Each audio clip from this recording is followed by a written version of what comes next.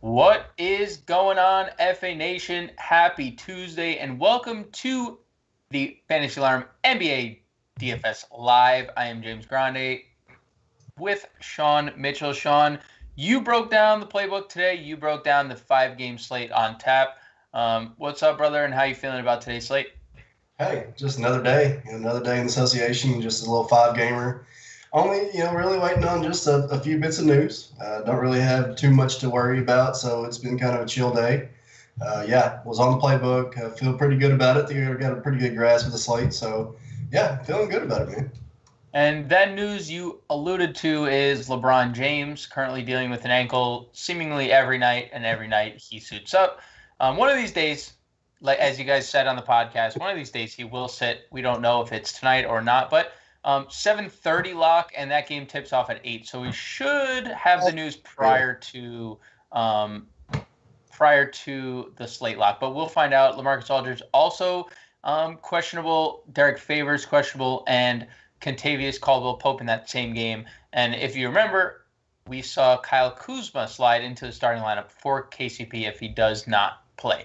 But we have 5 games. If you want to we could talk about Vegas real quick. I think it's something worth noting tonight, Sean, where 4 of the 5 games currently have 9.5 point spreads or more.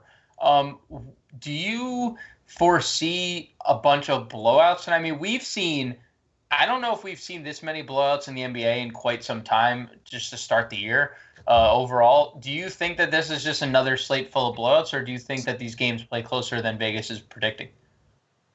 Well, I did call a blowout for Philadelphia last night, by the way. Right. But the ones that I see actually going to be a blowout tonight are the Lakers over Memphis, and I've been increasing my thought on Denver blowing up Minnesota because they're back at home. Right. Minnesota's, just had a fair game against them and in their place. And it's been rumbling around 10 to 12 points all day long. I think it kind of was settling there at 11. But the total's still good. So I'm not too awful worried about, those kind of key players in that matchup. I still think that they'll probably be fine. But the Lakers in Memphis, that's the game that I'm the most worried about.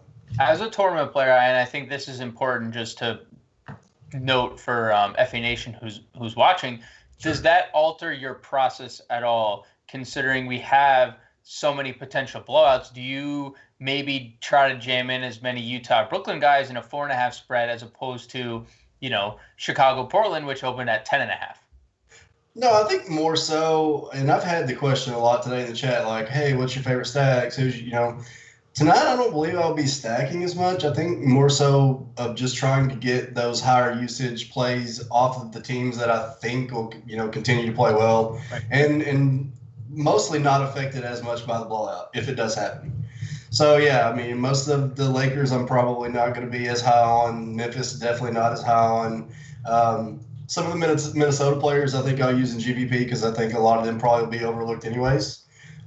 So that's kind of where I'm at. I don't think you actually have to stack, especially with just 5 games. You can kind of pick and choose the players you want tonight. So, and picking and choosing the players we will do over at the point guard position, where we have a loaded, even on a 5-game slate, the top is loaded. We have likes of Kyrie Irving, Damian Lillard, Jamal Murray up top, and I'm putting Jamal Murray up there because Jamal Murray, without Michael Porter Jr., has looked like the guy we saw in the bubble. Right. Assess where your head's at with these 3, because I think everyone is playing Lillard or Kyrie and Cash, excuse me.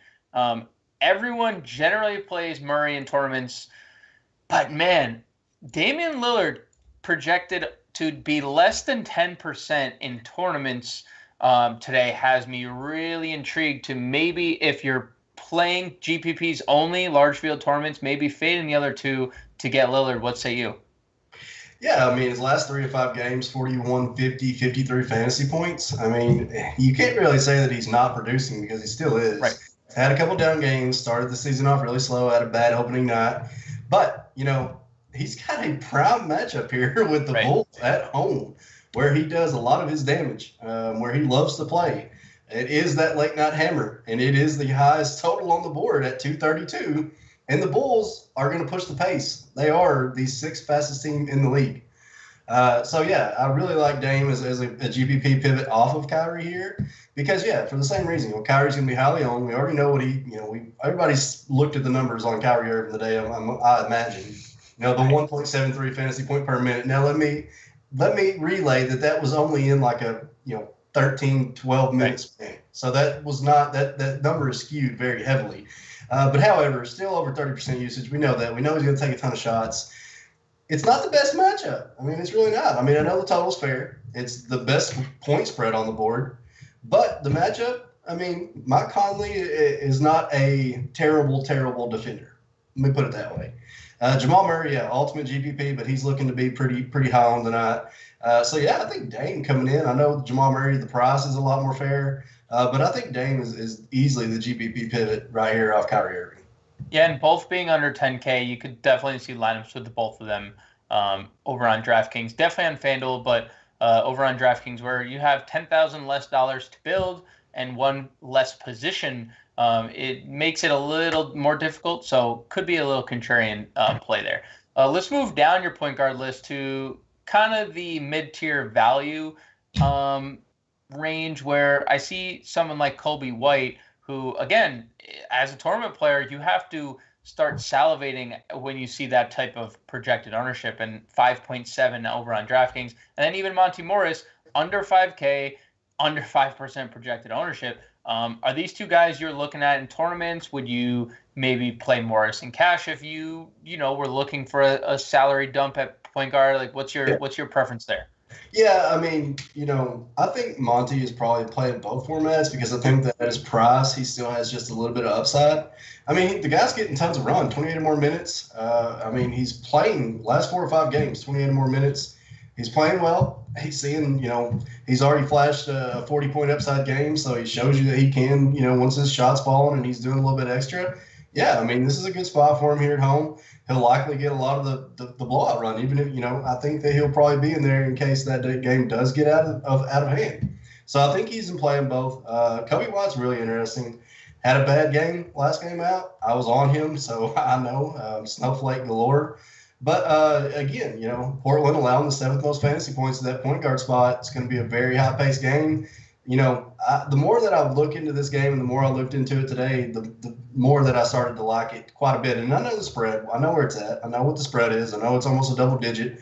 But the simple fact that it's a really good game to pivot off the Brooklyn-Utah game. And I think that this one will have a lot of pace. I mean, the Bulls are going to push it. And like I said, both backcourts give up a ton of fantasy points. So Colby White could be bouncing back. He's actually played fairly good on the road. So, yeah, I don't have any problems with him in tournaments. Yeah, 0.92 fantasy points per minute for Colby with Lauri Markkanen, Satoransky, all the guys that are out for the Bulls tonight. So pretty good numbers there. So I agree. Let's shift our attention to the shooting guard position where it feels very top heavy at this position. And it feels like there are a lot of different routes you can take here. I think one of the chalkier routes will be Karis LeVert. We know Kevin Durant's off the floor.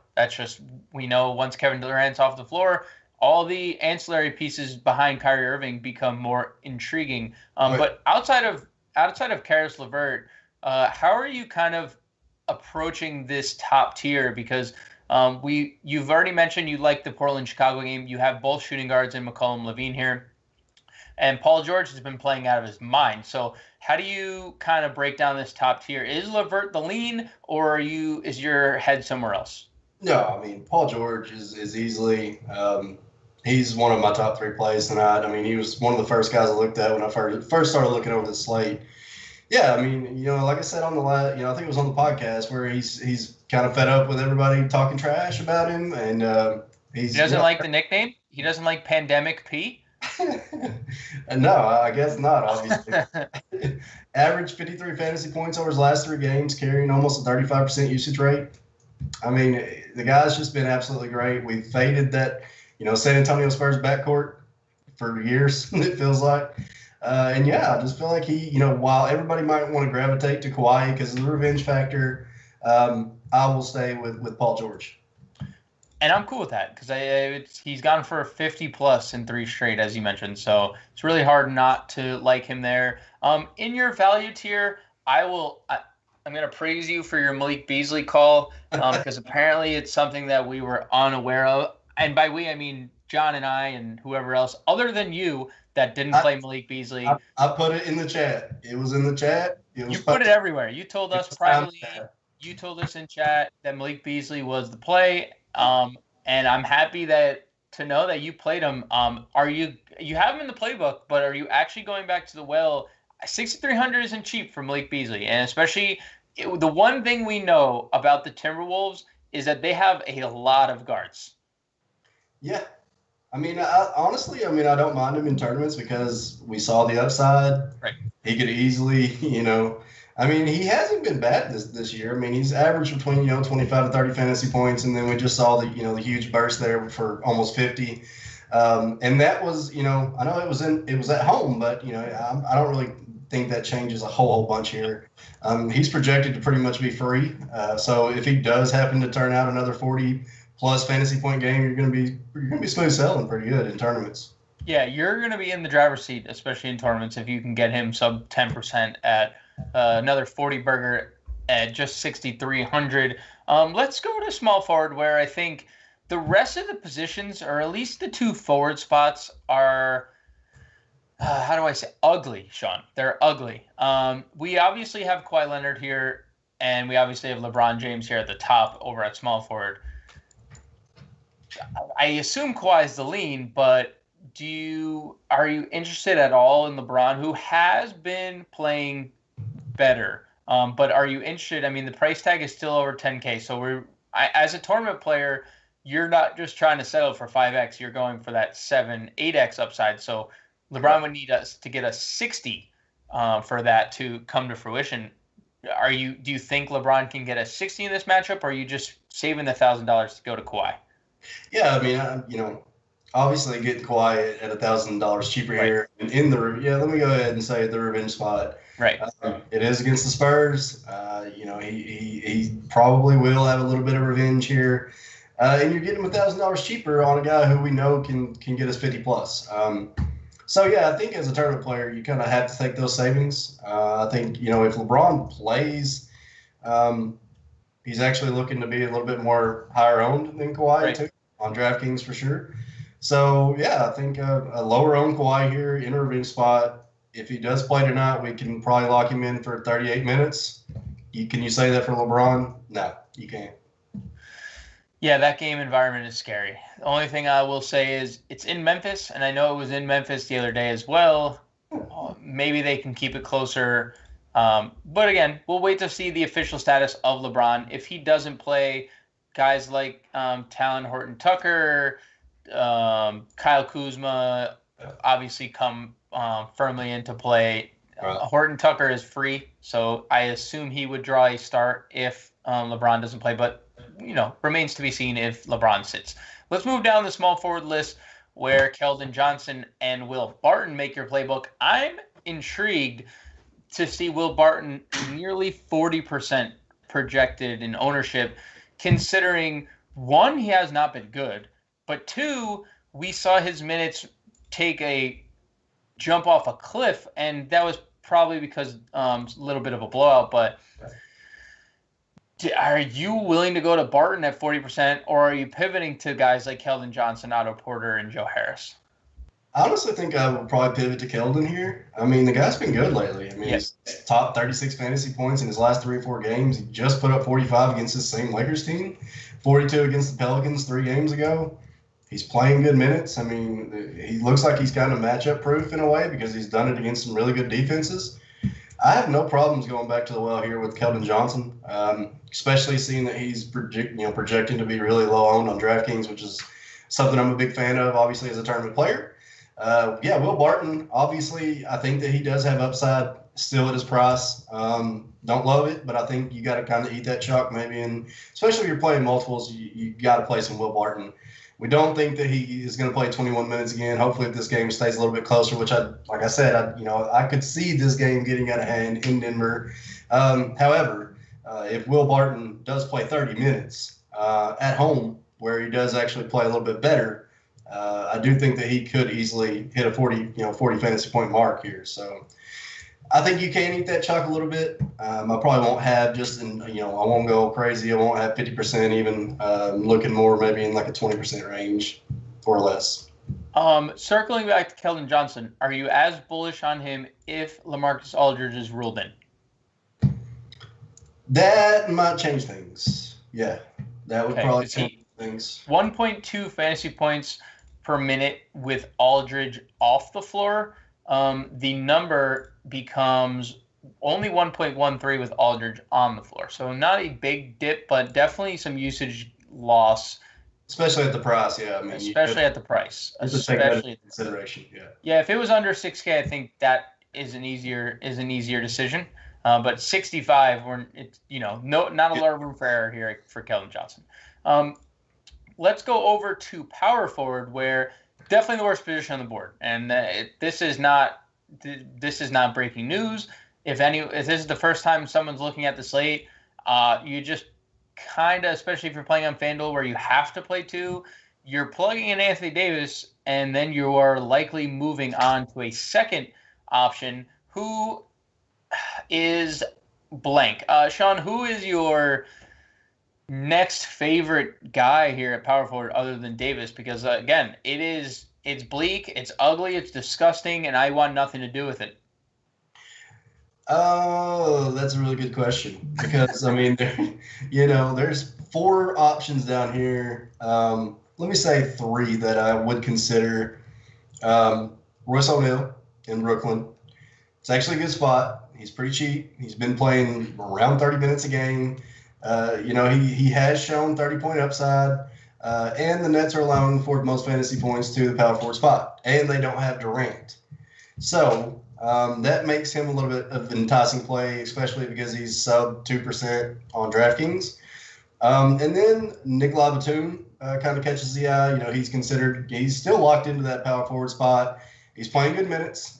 He has shown also that he can put up, decent amount of fantasy points. I do like this game tonight as well, that San Antonio Spurs and the Clippers game. I think that the Clippers could potentially run them out, but I still think in the event, though, I think Batum can still likely get maybe 25, 26 minutes.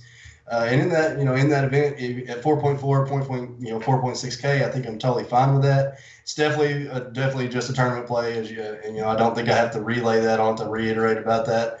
But also the last one that I have here is Jamal Murray. Saw 27 minutes last game. I know he kind of saw a few extra minutes in that blowout, but he came back from injury, played 11 minutes the first game, and then the next game he plays 27 minutes. He put up 27. He put up 27 fantasy points in that. And now you're getting him at 3.8, 3.9K across the board. Yeah, I think you can probably take some shots on him in GPPs for sure, especially if that game gets out of hand, like I kind of think that it could. He's kind of a fallback plan for me at that price point in tournaments. Boy, I hate seeing Royce O'Neal's price at 4,800. Just considering he doesn't shoot. He just doesn't take shots. About 1,000 cheaper, yeah. He should, yeah. I wish he was 1,000 cheaper. Him and Batum both, because they both don't shoot. But let's shift our attention. Batum does shoot a little bit. A little bit more. Yeah, you're right. He definitely shoots more than Royce O'Neal, who does not shoot. Period. He just is on the floor to be that scrappy rebounder and defender. I can't even call him a 3-and-D guy because he doesn't shoot threes. So he's just the defense, and he's the D&R guy. He rebounds and anyways. But he does do a little bit of everything, though. You got to give the guy props. He has been better. I will give him credit where credit is due. He has been better this year, and that is the last thing I will say on Royce O'Neal today. Right. Let's move over to our final position of the board at center. I think it's a pretty good position today. Obviously, we have an elite spend up in Nikola Jokic, but then we have some really interesting mid-tier plays. Like, first, let me get your opinion. Is Jokic the best play, the best spend up of the slate, or are you going elsewhere? Every time that I think Jokic is the best spend up on the slate, it never works out. Like, it seems like it never works out. But this guy's just been too good. He's been too good. He's literally 2 games away from having a triple-double in every single game this year. Every game. Yep. Every game. So yeah, I mean, he's definitely a top play for me. He's a top 1 or 2 play. I think he's definitely a good pivot away from Kyrie too. If you don't want to play Kyrie in tournaments, you play Jokic. I know he's going to be a little bit on, but not near as much as Kyrie, I think. And if you can manage to get them both, and then I think you got a solid start. I mean, I don't mind playing Kyrie in both. I got him labeled as both. So, but yeah, Jokic, the guy can go for 60, 70 fantasy points on any given night. Right. Minnesota doesn't have Karl Anthony Towns. They're throwing out Naz Reid. They're throwing out Ed Davis. They're throwing out the Towboy, pretty much. You know what I mean? So it's I totally don't mind playing Jokic, and yeah, I think it's pretty easy to say that he is an elite play in the center position whenever you look at the rest of the options. Yeah, and rest of the options, we have Rudy Gobert. Would you venture to say cash only? I know you have him listed as a cash play only. Would you consider playing him in tournaments? No. Okay, simple enough, because I agree. I would probably stick to I think the only tournament I would consider him in is a single entry where, you kind of have a safer... Three max, 3 max I could probably live with too. Right, safer tournament builds, not the 20 max, the 150 maxes. Yeah. Tournament plays aplenty in this next tier where we have Jared Allen, who is coming off his ceiling game. We have Enes Kanter, who's coming off his ceiling game. And we have Serge Ibaka, who is priced way too cheap for no reason over on FanDuel. Why don't you break down this next trio of guys? Yeah, I mean, I really like Kanter. Once again here, looking like he's not going to get any ownership. If we think that this game happens to be any kind of a blowout at all, we know Kanter is probably going to get a lot of run, and we've seen that he doesn't need to get a lot of run. Just put up, 42 fantasy points in about 24 minutes? I mean, it's an elite spot against Chicago. I mean, I don't know how much you can say that, for Portland in this game. All of the spots are kind of, good spots. It's Chicago. They've just not been good defensively. Right. Portland is not that great defensively either. And Kanter's just looked really well. I mean, he's just looked so dang good. He's pushing Nurkic. He's pushing him hard. So Kanter is definitely probably one of my favorites here. I agree on Serge Ibaka at 4.5. Yeah, it's stupid. Yeah. I mean, I don't think I have to elaborate much on that. I just think you plug him in, especially if you're spending up elsewhere on FanDuel where you're going to want to get Kyrie, you're going to want to get AD, you're going to want to get Kawhi if he's in, Paul George even, especially if you're looking at a cash build. Yeah, I totally think you can go Ibaka there. I think he's fine for cash. But yeah, I think that's probably where I'm going to lean. I'm going to lean Kanter. Jared Allen just frustrates me so bad because I know for a fact that he's not going to play over 21 minutes. And when he gets to that 20-minute mark, I'm just like, well, our time's done here. It's annoying though, because I don't like it. I don't like it at all. He has a ceiling game the other day in 14, 11, and 4 blocks. And I sent the tweet to you guys earlier today. He did not play the final 8 minutes of that game. So what are we doing here, Mr. Nash? I would like your expertise here to explain why he didn't play those final 8 minutes. Well, I'll tell you what he would say, and he would say that he doesn't care about your DFS lineups for one thing. Well, it's not even about the DFS lineups. Right. He had 4 blocks and a steal. Like, he was contributing on both ends, So that's where my frustration comes in. I think an interesting lineup note we just got, Sean. Yeah. We just got breaking news. Not breaking, but no one would call DeAnthony Melton breaking. But there is reports that he will be back in the rotation today. Now, knowing that DeAnthony Melton will be back in the rotation, I know someone we didn't mention is Desmond Bane, who you have in the playbook. Do you think Melton, $3,600? We know John Concher's out, and we know Melton was playing 20 minutes or so last year with John Morant healthy. Do we kind of lean Melton's way maybe over Bane, who is actually $600 cheaper on DraftKings? No, actually, no, I don't. And I actually am glad that report is coming out now because hopefully that'll suppress some ownership on Bane. Not that he was projecting to be really high on, but here's the thing. Melton plays shooting guard. John Concher is out. Melton will be the direct backup to Dylan Brooks, and Bane will be the direct backup to Tyus Jones. So I think in the event, I mean, don't get me wrong, I'm not saying you can't play Melton, but he hasn't played a game yet. He hasn't played a game in, 4 or 5 games? I mean, do we think he's going to come right in and play 30 minutes? I don't think so. I do think that Bane, in the event that this game does get out of hand, could play 30 minutes. So that's kind of where I'm still leaning. I still think I'm going to stay put on that. I think we could see – honestly, I think both of them have a chance to play 30 if it's a blowout. If it is, it is. I mean, I just don't know if they will put Mountain out there for 30 minutes. I mean, I know he wasn't off a big injury. It was the health and safety protocol. I understand that. But, he might not have his conditioning up. Who knows? You are taking a risk. I mean, in tournaments, I don't mind it. But I'm probably going to stick with Bane as, the pick that I still will probably go with. All right, that's fair, and that's why I wanted your opinion. And I guarantee Desmond Bane will be under 3% owned with this news. So exactly where you want to sit as a tournament player. We're actually kind of a little early. Let me rapid fire you some questions. I'm just gonna scroll through chat. Let's see if I can find any questions for us, Sean. Okay. Let's see. All right, ready? I got a question for you. Yep. PG-13 and Levine or PG-13 and Levert? Doesn't say format or site or. It does not say format or site, but I assume.